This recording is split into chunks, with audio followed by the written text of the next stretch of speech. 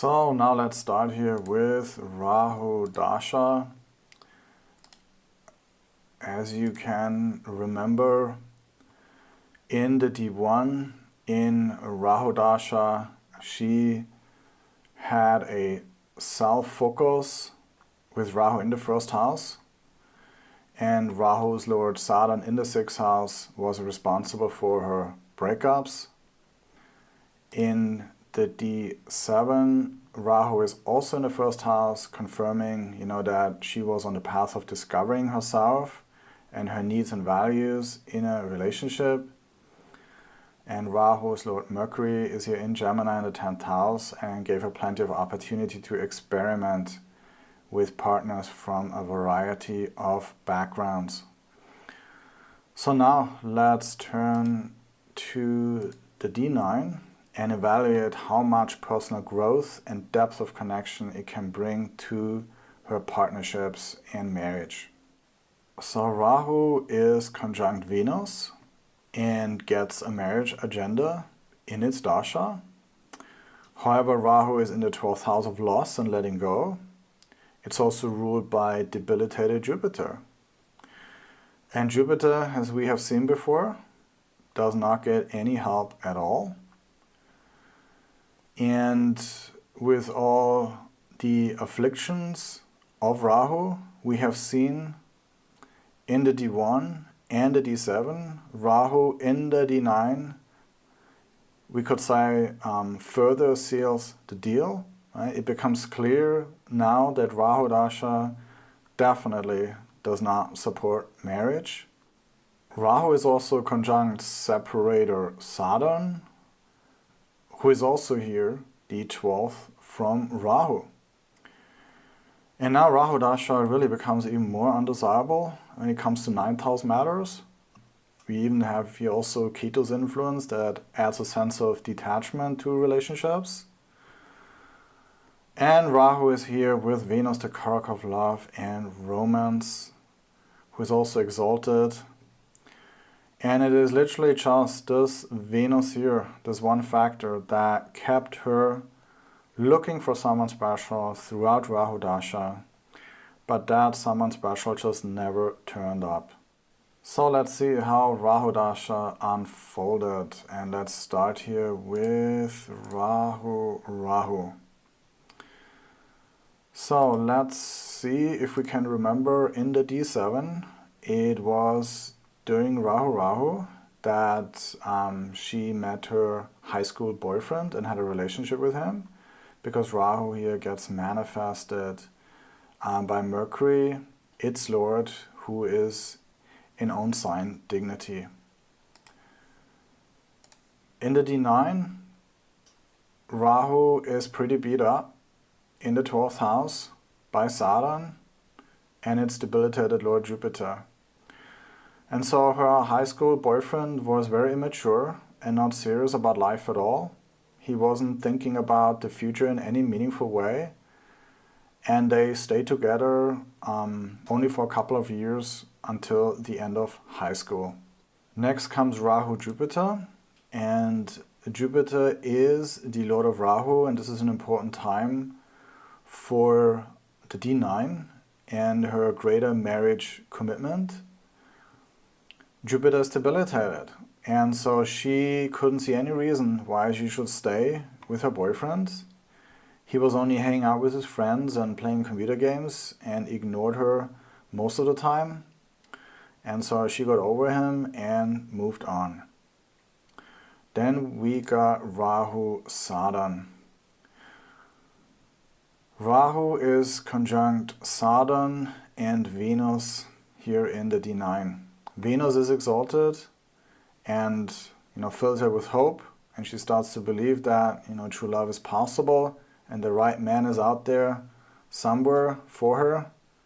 And Rahu Saturn made her a lot more serious about relationships. Rahu is here conjunct Saturn, and Saturn here really brings a practical tone to her thinking, because previously in Rahu and Rahu Jupiter, she was still a little bit unsure about what kind of guy that she wants.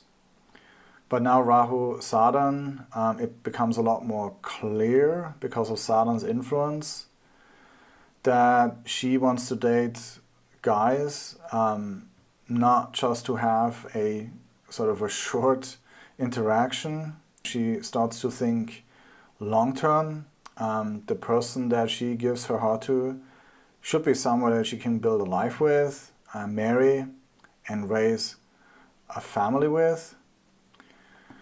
And we can see here that there's this influence as well here of Venus exalted in Pisces that inspired her with the thoughts of such meaningful partnerships. Okay, but Saturn is a separator and a delaying factor, and so during Rahu Saturn she never met someone that she had a deep connection with. Because of the D7, she still got involved with a guy in Rahu Saturn. Remember, Saturn is exalted in the D7 and gave a relationship, but she still never felt like that she wanted to have a family with him. Next comes Rahu Mercury, and we have previously seen that Mercury is an auspicious influence here in the D9. Mercury manifests the important fifth cusp and also here the fifth from Venus. And as a result, she met someone really special and left her old boyfriend for this person. And this new relationship had the most long-term potential in the entire Rahu Dasha. Right, we remember in the D7, Mercury is a powerful manifester, and it brought affection and a desire to build a life with a partner. And now in the D9, we can see that Mercury is also a very positive influence here in the D9. It is a manifester and made her feel that the relationship would last forever. However, this is not Mercury Dasha, this is Rahu Dasha.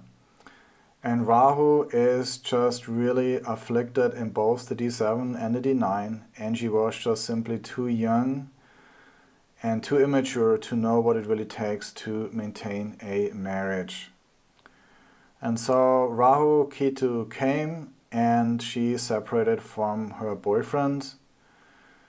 And we remember in the D7, Ketu is here in the 7th house, and this indicates a fated ending when it comes to love.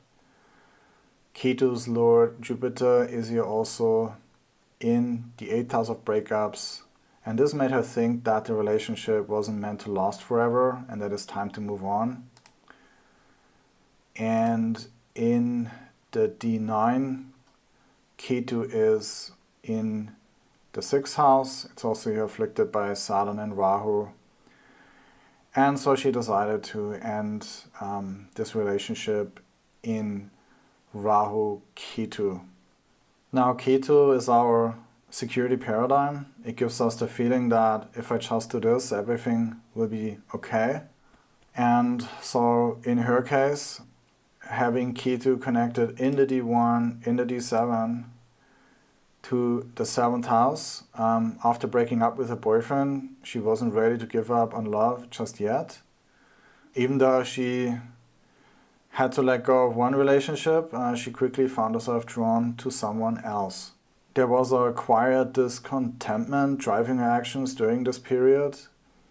Rahu Ketu wasn't so much about finding a deep connection as it was, filling a void.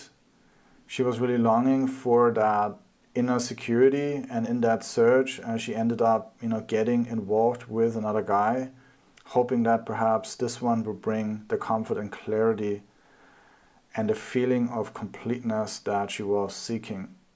So next comes Rahu Venus. Let's go back to the D9. Venus is the karaka of marriage, and it is exalted and able to manifest a long-term commitment. But Venus is also separated here by Saturn and Rahu. And in Rahu Venus, she left her boyfriend to start a relationship with someone else. We can see here that Venus is surrounded by separative influences who convinced her that staying, with the previous partner wasn't the right thing to do. And in the meantime, exalted Venus here gave her again a glimmer of hope. I believe that perhaps this new person could potentially be the one. But then Venus is here conjunct Rahu, that creates confusion, and also conjunct Saturn, that causes delay, okay? And so this relationship basically just became another opportunity to learn what love really means when sort of the illusion started to fade away. So Rahu Sun came next. The Sun is actually not a bad planet in the D9. It's manifested by Mercury. It does not have any major malefic influences. Mars is here in its own sign, not causing problems. The waning moon is also not a big separator as well. The Sun is the 10th Lord in the 4th house, and so what happened is in Rahu Sun, she started to think more about how it would be like to be a housewife and have children. This was the first time when she started to think about being taken care of by a man and having a career as a housewife. And whenever you see the 10th Lord in the 4th house in the D9 in a woman's chart, then a woman wants to embrace that role of being a mother more and stay home to take care of her children. And so she entertained that thought of becoming a housewife in Rahu Sun. But Rahu Dasha in general didn't support that, and so nothing really came of it. Next comes Rahu Moon. Well, in the D9 and also the D7, the moon is not really important in that Varga, and so what happened was she started dating again, but without any real goal, and nothing significant happened in Rahu Moon.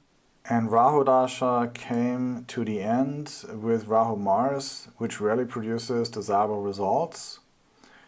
In the D9 we can see that Mars is one of the better factors. It's in Mula Trikona, and it's also here manifesting the 9th from Venus. And so it has a strong marriage agenda, and it is a manifester. And she was very focused on getting married during this time in her life. She wanted to feel secure and anchored in her relationship, and she felt a sort of a big sense of purpose that this was not the right time for her to do so. But then in the D7, if you remember, Mars here just wasn't good enough to make really something happen. And so the guys that she met just weren't her type, and she didn't really like any of them.